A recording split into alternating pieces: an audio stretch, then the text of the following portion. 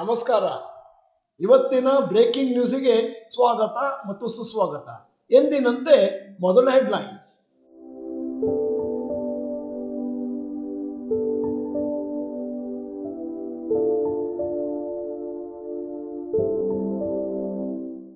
News number 1 ವಿಸ್ತಾರದಲ್ಲಿ. Manufacturing PMI rises to 8-month high in March. ಇಂಡಿಯಾದ manufacturing purchasing managers index PMI ಅದು 58.1 ಅಂಕಗಳಿಗೆ ತಲುಪಿದೆ ಮಾರ್ಚ್ 2025ರಲ್ಲಿ. ಫೆಬ್ರವರಿಯಲ್ಲಿ ಅದಿದ್ದದ್ದು 56.3 ಅಕಾರ್ಡಿಂಗ್ ಟು ಡಾಟಾ HSBC ಅವರು. ಯಾವ ಕಾರಣಕ್ಕೆ PMI ಮೇಲೋಯ್ತು ಅಂತಂದ್ರೆ ಸ್ಟ್ರಾಂಗರ್ ನ್ಯೂ ಆರ್ಡರ್ ಗ್ರೋತ್ ಮತ್ತೆ increase customer interest, favourable demand condition ಮತ್ತು ಸಕ್ಸಸ್ಫುಲ್ ಮಾರ್ಕೆಟಿಂಗ್ ಇನಿಷಿಯೇಟಿವ್ಸ್. ಈಗ news number 2. Real estate developer Runwal enterprise ಅವರು ಫೈಲ್ ಮಾಡಿದ್ದಾರೆ IPOಗೆ. Mumbai based real estate developer Runwal enterprise ಅವರು draft red and herring prospectus file ಮಾಡಿದ್ದಾರೆ ಸೆಬಿಗೆ. Initial public offering 1,000 crore ಸಂಗ್ರಹಣೆ ಮತ್ತು fresh offer equity shares face value ₹2.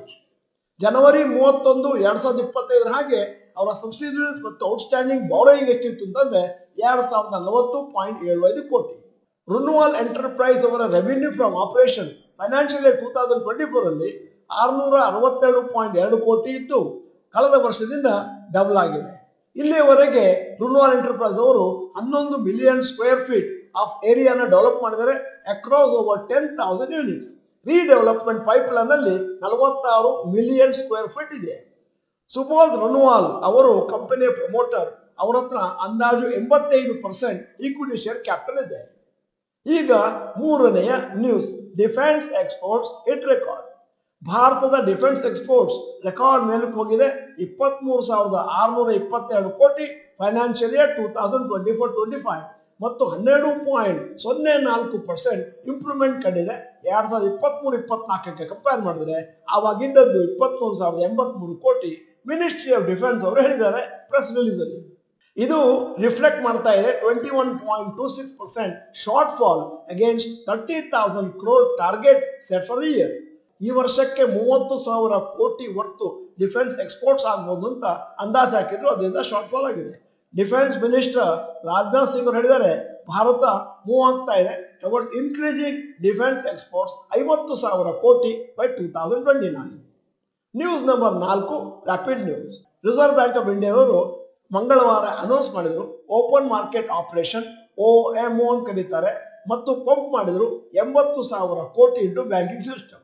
Under water rail link Dubai to Mumbai ಅದನ್ನ propose ಮಾಡ್ತಾ ಇದ್ದಾರೆ by UAE national adviser bureau ಅವರು. ಇದರಿಂದಾಗಿ ದುಬೈ ಮತ್ತು ಮುಂಬೈ ಡಿಸ್ಟೆನ್ಸ್ 2 ಗಂಟೆಗೆ ಆಗೋಗುತ್ತೆ ಮತ್ತು ಹೈ ಸ್ಪೀಡ್ ಟ್ರೈನು 600ರಿಂದ 1,000 ಕಿಲೋಮೀಟರ್ವರೆಗೂ ಪರ್ ಅವರ್ ಹೋಗುತ್ತೆ. ಇದರಿಂದಾಗಿ ಕನೆಕ್ಟಿವಿಟಿ ಇಂಪ್ರೂವ್ ಆಗುತ್ತೆ ಬಿಟ್ವೀನ್ 2 ಸಿಟೀಸ್. ಈ ಪ್ರಪೋಸಲಿಗೆ ಅಷ್ಟು ಸಿಕ್ತು ಅಂತಂದ್ರೆ ರೈಲ್ ಲಿಂಕ್ ಕಂಪ್ಲೀಟ್ ಆಗುತ್ತೆ 2030ಗೆ. ಮತ್ತೆ ಇದರಿಂದಾಗಿ trade transportation efficiency UAE and India ಜಾಸ್ತಿ ಆಗುತ್ತೆ. ಈಗ stock market update. Point number 1, Nifty 50 opening high low and close details. Open 23,193 ಇವತ್ತು, ಹೈ 23,350, ಲೋ 23,159, ಕ್ಲೋಸ್ ಆಗಿದ್ದು 23,332, 0.71% up. Sensex plus 0.78% up. Point number 2, ಇವತ್ತಿನ ಟಾಪ್ ನಿಫ್ಟಿ 50 ಗೇನರ್ಸ್ ಮತ್ತು ಲೂಸರ್ಸ್. ಟಾಟಾ ಕನ್ಸ್ಯೂಮರ್ ಪ್ರೊಡಕ್ಟ್ಸ್ ಇವತ್ತು 7.1% ಬೆಳೆಯಿತು, Zomato 4.96% ಬೆಳೆಯಿತು, ಟೈಟನ್ 3.73% ಬೆಳೆಯಿತು. Top losers Bharat electronics -3.29%, UltraTech cement -1.12%, Nestle -1.04%. Point number 3, today's top Nifty next 50 gainers and losers. Macrotech Developers plus 5.29%, Indian Hotel plus 3.03%, DLF plus 3.02%. Top losers, Bajaj Holdings -3.33%, ABB India -1.59%, GAIL -1.21%. Point number 4, advanced decline ratio for NSE. Advance ಇವತ್ತು 1,951 stocks ಅಂದ್ರೆ 75%, ಮತ್ತೆ decline close ಆಗಿರೋದು down ಆಗಿ 640 stock 25%. Point number 5, yesterday's FIIs and DIIs investment data. Foreign institutional investors net investment sale minus 5092 crores. Domestic institutional investors ನಿನ್ನೆ plus 4323 crores. Point number 6, today's gold and silver price. Gold price 24 carat 9284 per gram. Silver price 105 per gram. Point 7, today's rupee value. ಒಂದು US ಡಾಲರ್ಗೆ 85.5, ಒಂದು euro ಡಾಲರ್ಗೆ 92.29. Stocks near 52 weeks high. ಇವತ್ತು ಈ list ಅಲ್ಲಿ ಯಾವುದೂ ಇಲ್ಲ. Stocks near 52 weeks low. Colgate 52 ವಾರದ ಲೋಯೆಸ್ಟ್ 2326. ಇವತ್ತಿನ ಕ್ಲೋಸಿಂಗ್ ಪ್ರೈಸ್ 2365.